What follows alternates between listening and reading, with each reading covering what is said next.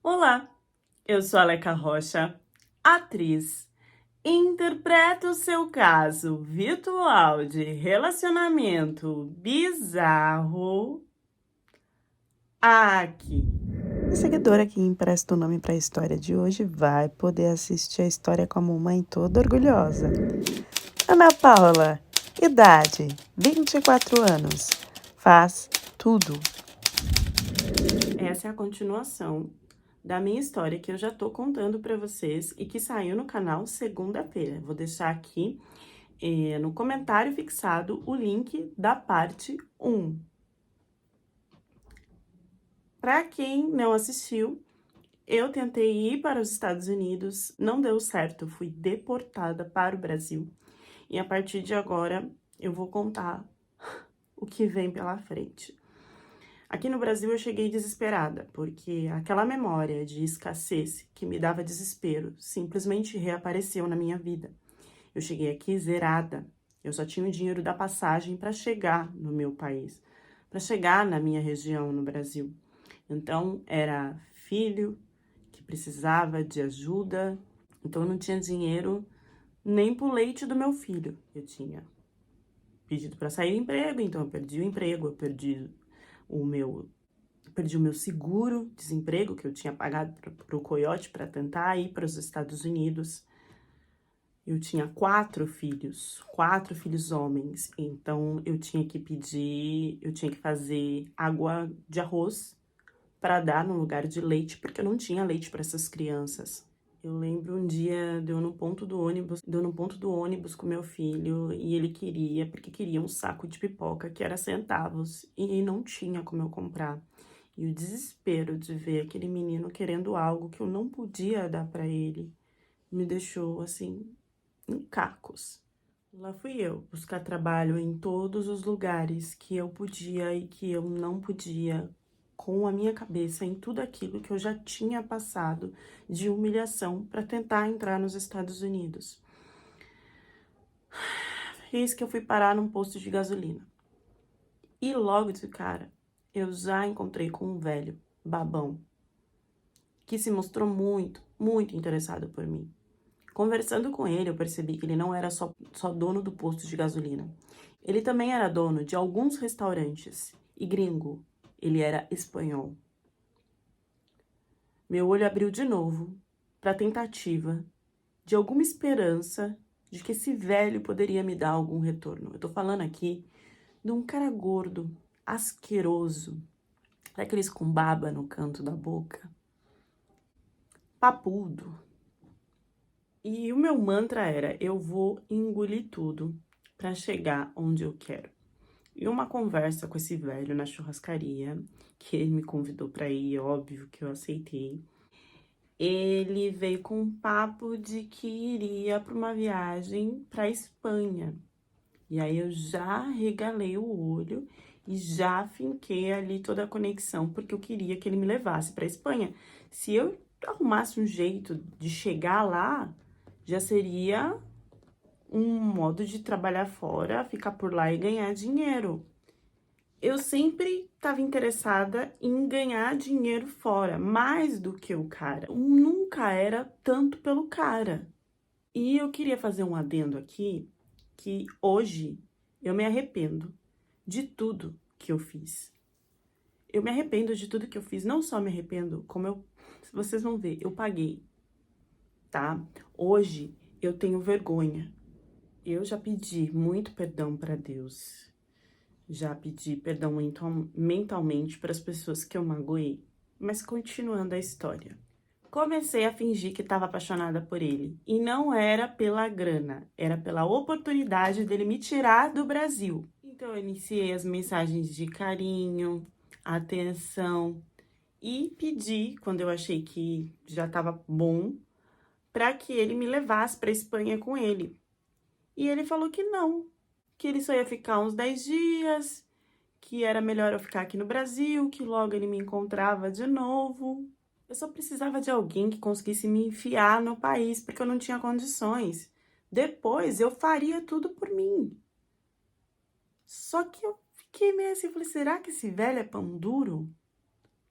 Eu 23, o cara 53, desprovido de beleza, não me pagava uma bala, nem o papel de bala. Comecei a testar e vi que se eu pedisse 1 centavo, ele ia pedir para eu procurar direito na minha bolsa que eu ia achar, mas não me dava. Já que ele não ia fazer por mim, então eu fiz. Pensei, lembrei de uma amiga que poderia me emprestar dinheiro, expliquei tudo pra ela, pedi o dinheiro, e aí eu só precisava que ele autorizasse, ele já tava lá, eu falei, olha, eu tô indo então, eu já comprei minha passagem, e é só você, né, autorizar que eu vou ficar com você. Ele, não precisa, eu falei, não, mas eu já comprei a passagem, eu tô indo, insisti, ele foi um pouco na frente, depois eu fui, deu tudo certo. Aí lá, quando eu tava lá, ele queria ficar no chamego. E eu não. Eu queria ir pra festa, pra lugares pra conhecer brasileiros, e eu fui fazendo isso todos os dias, porque o meu objetivo era conseguir um trabalho. E aí, em uma dessas festas, eventos que eu acabei indo, eu conheci uma mulher, uma brasileira, que virou minha amiga e que falou: olha, você pode ficar na minha casa, tem esse tipo de trabalho de faxina que você pode fazer e vai ganhando dinheiro. Pronto, já arrumei. Tanto que assim, uns dias antes dele voltar, eu falei: ah, eu vou ficar. Aí ele, o quê?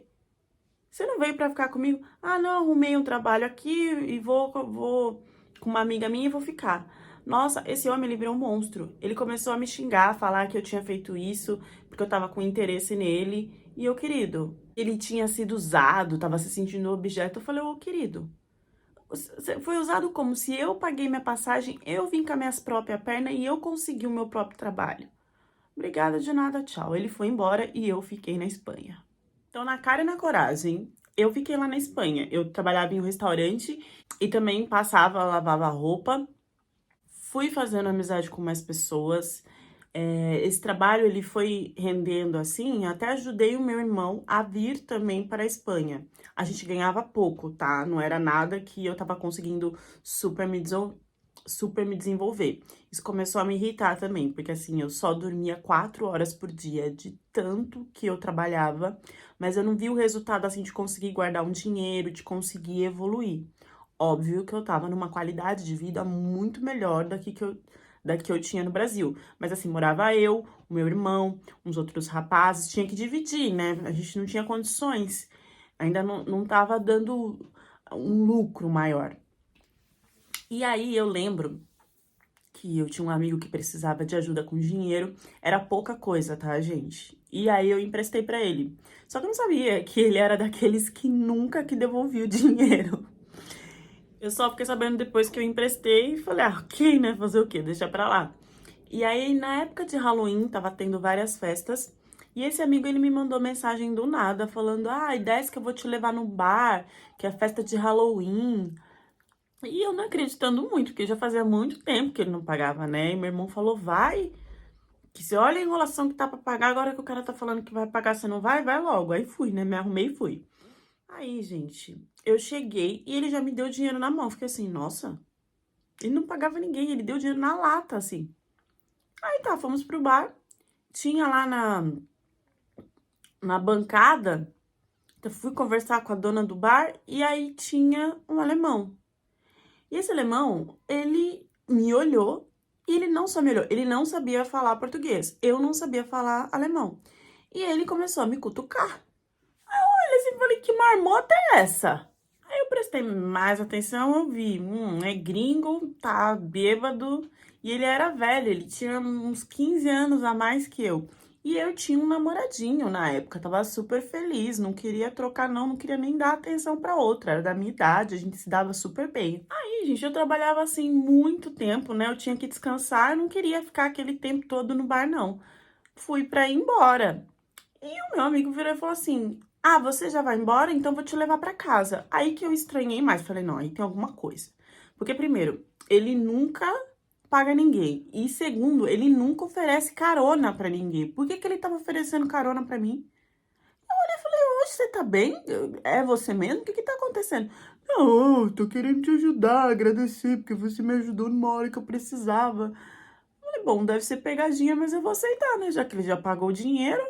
Aí falei, tá, então eu vou, então vamos, só se for agora, não vou ficar esperando muita coisa, não. Gente, ele não queria gastar nem gasolina. Tá, entrei no carro. Quando eu entrei no carro, Quem que já estava dentro do carro? O alemão. Eu não sabia nessa época, mas quem tinha me dado dinheiro para ele me pagar era o alemão. E ele queria me apresentar o alemão. Ele tinha conversado, o alemão era amigo dele. E tinha falado que queria conhecer uma mulher e tal. E ele lembrou de mim e falou: Ah, tem essa aqui. A gente vai conseguir. Aí não deu enrosco no bar. Ah, vou levar ela pra casa. Pra quê? Pro alemão conversar comigo no carro? Não, porque a gente não sabia uma língua do outro. Na verdade, era para ele saber aonde eu morava. E eu nunca que ia pensar isso na cabeça. Tanto que ele me levou em casa. Antes eu perguntei por que o alemão tava no carro. Ele falou: Não, esse cara é gente boa, é meu amigo. Eu vou dar carona pra ele também. Eu falei: Nossa, mas ele tá gastando uma gasolina hoje, né? Tem algum investimento aí. Então ele me deixou em casa. Eu fui dormir, ninguém parou, quis entrar nem nada. Mas o alemão ficou sabendo qual que era o meu endereço. E ele foi até a minha casa num dia que eu estava trabalhando. Mas o que ele fez? Ele já tinha investigado tudo, sabia que eu tinha um irmão, que tinha meninos, que eu morava. Ele foi na minha casa, não sabendo se ia me encontrar ou não, ele levou cerveja. E primeiro ele conversou, envolveu e encantou o meu irmão. E tinha levado flores e bombom também. Então ele fez uma amizade com a rapaziada. Quando eu cheguei, o meu irmão já todo animado: Ah, tem um cara aqui que tá procurando você, quer falar com você. Quando eu falei: Mas quem é? Eu não tinha ninguém em mente. Quando eu olhei, que eu lembrei que era ele, eu falei: Eu não acredito. O cara com bombom, com flor, querendo bater o papo comigo na mímica. Aí ali teve todo o envolvimento e ele não parou mais de querer chamar minha atenção. Então ele sempre me levava chocolates, me levava flores, até que ele me convidou para um lugar que eu vi o nome do restaurante, eu vi que era um restaurante de luxo, top, bafo. E aí eu parei e pensei: o meu namorado, ele não era rico, ele era pobre, ele não conseguia me dar nenhum conforto. E esse homem já parecia que iria conseguir me dar mais conforto, apesar de eu ter 24 e ele 38. No jantar, que eu vi a chiqueza toda e que ele me mostrou onde ele morava. Ele morava, gente, num apartamento que era de frente para o mar. Eu falei: Esse homem vai me ajudar a mudar a minha vida. E eu tô sendo muito sincera nesse depoimento com vocês, coisas que eu acho que todas as outras depoentes deviam fazer.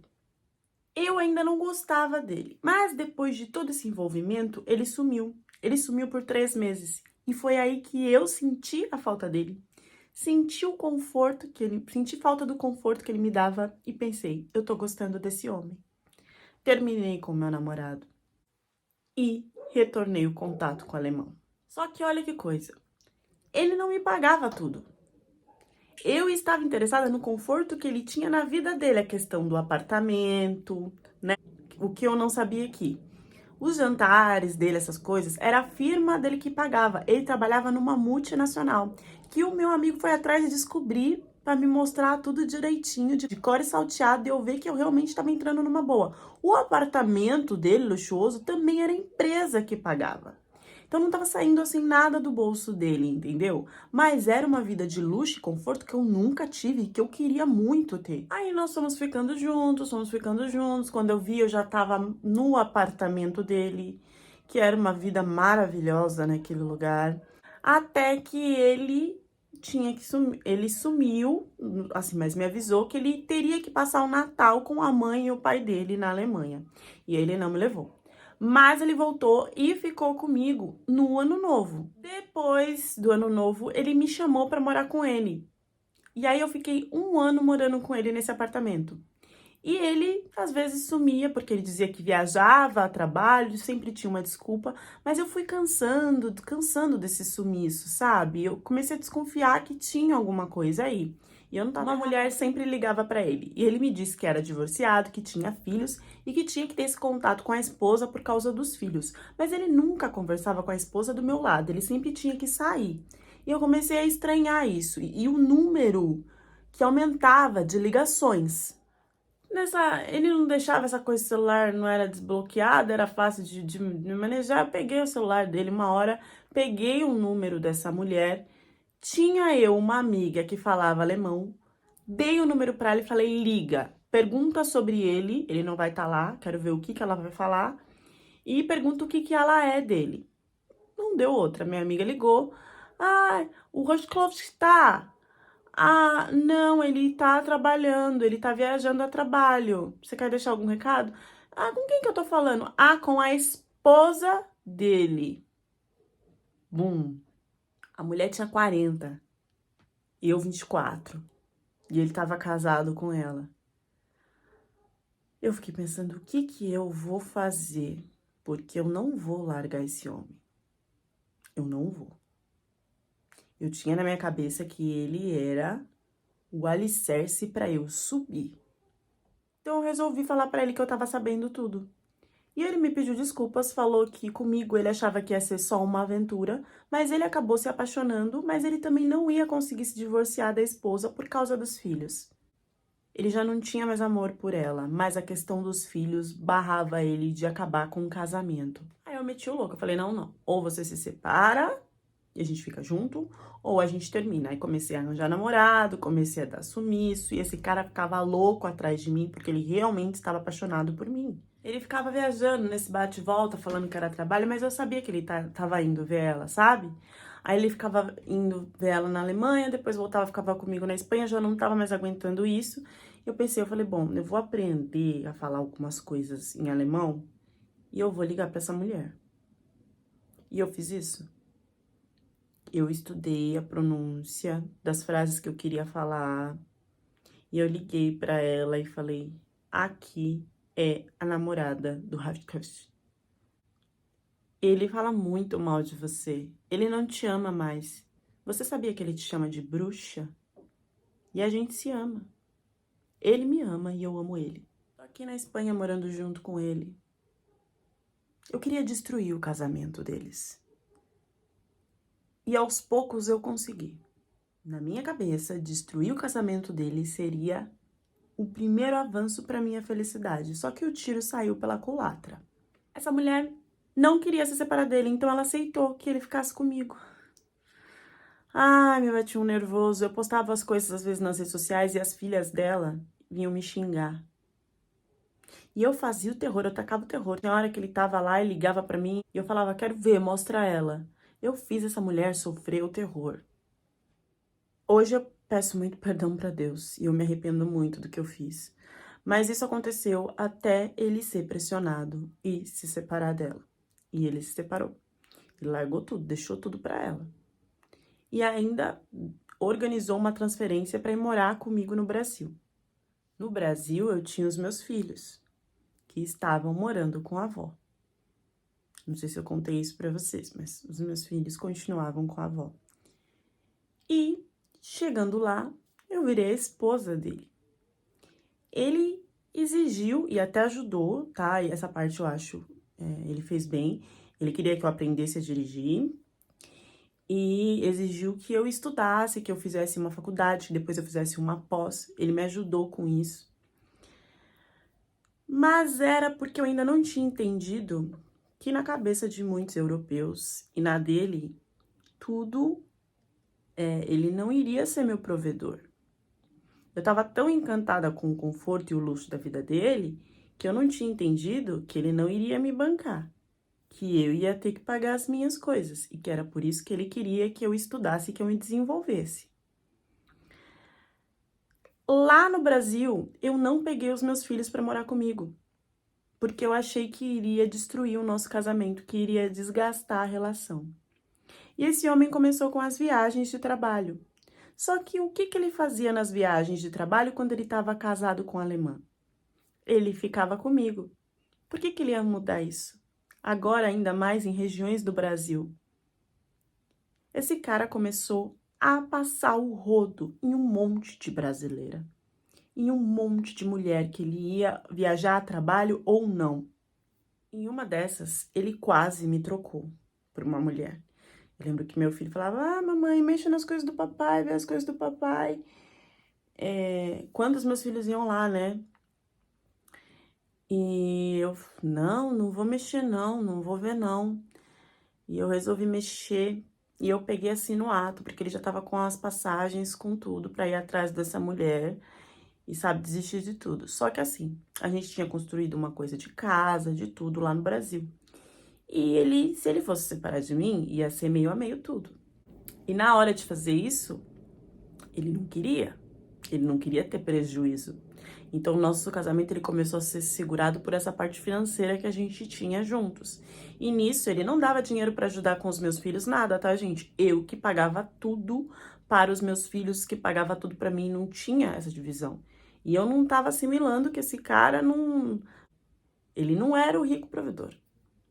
E eu tinha uma dependência dele, e entenda, não era uma dependência financeira, era uma dependência emocional mesmo, porque com tudo isso, eu ainda tinha um desespero de não perder ele. Tanto que quando eu senti que eu ia perder, a primeira coisa que eu fiz, eu dei um jeitinho de engravidar.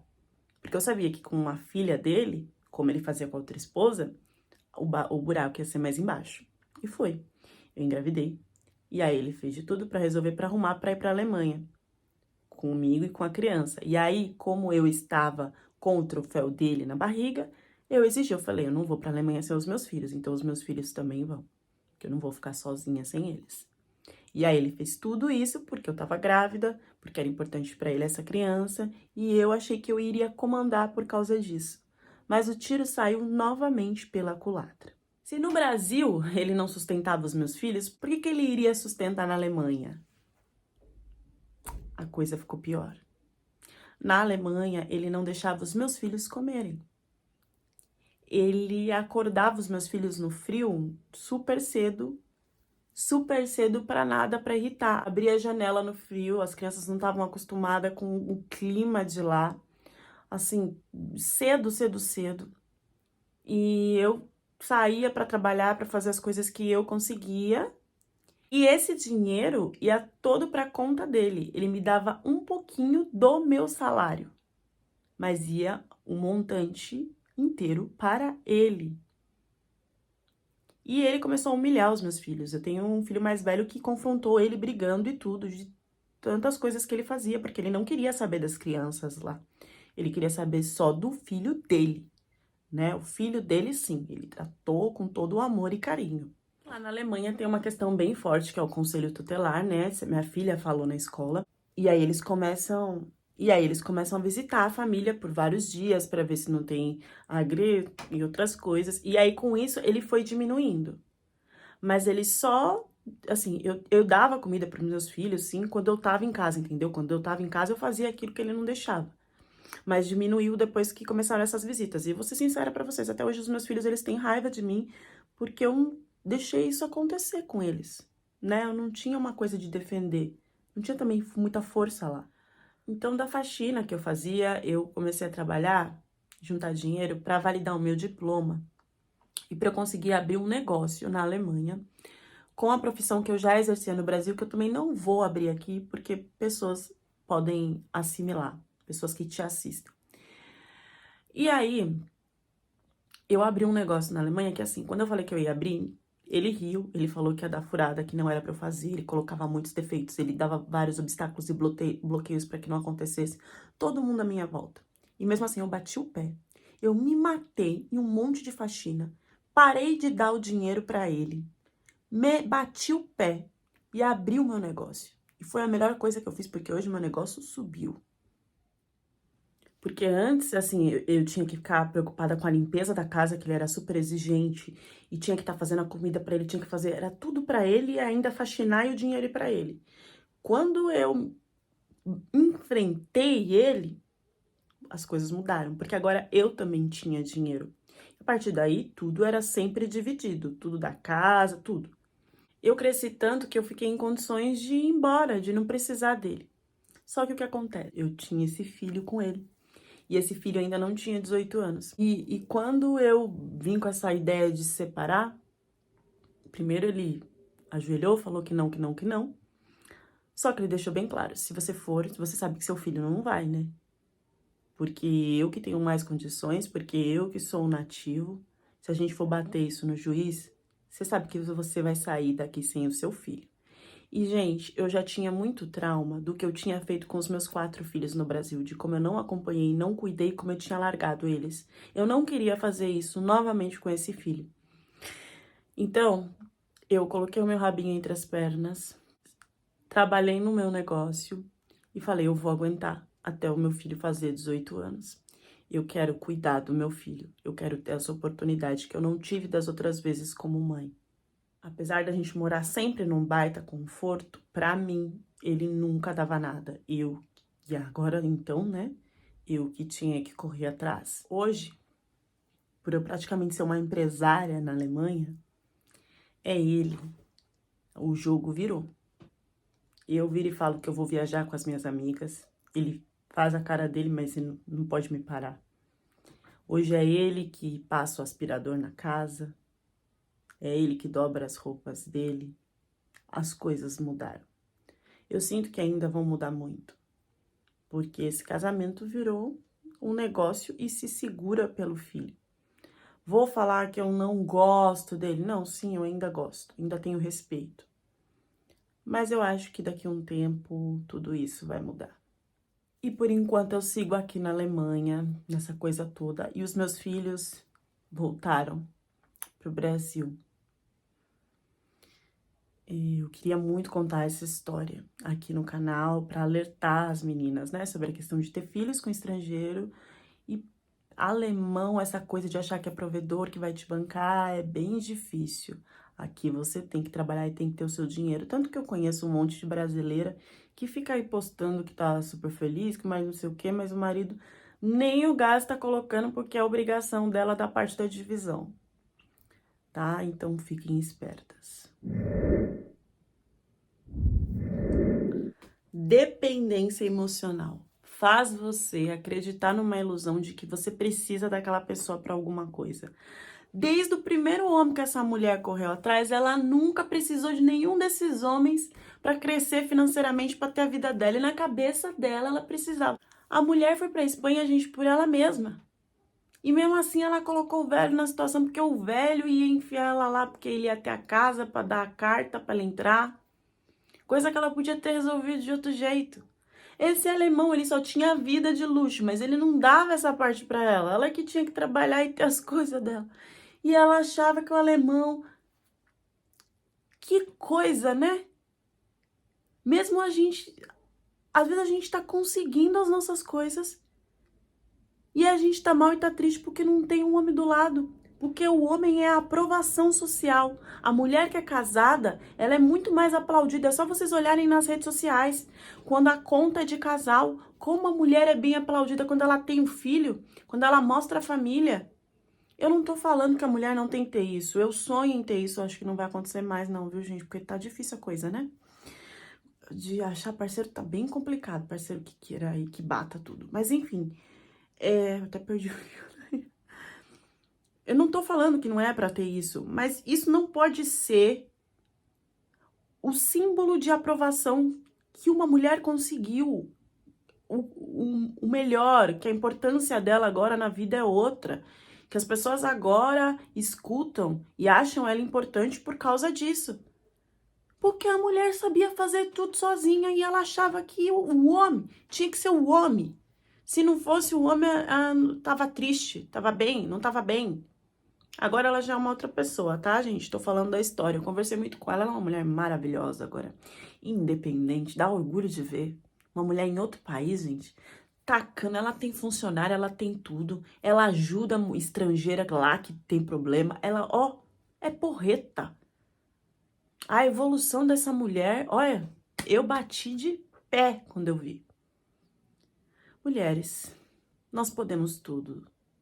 E nós não precisamos da validação daqueles na sociedade que acham que a mulher precisa de um homem do lado para ser aplaudida. Deixem as reflexões de vocês nos comentários e até a próxima história do canal.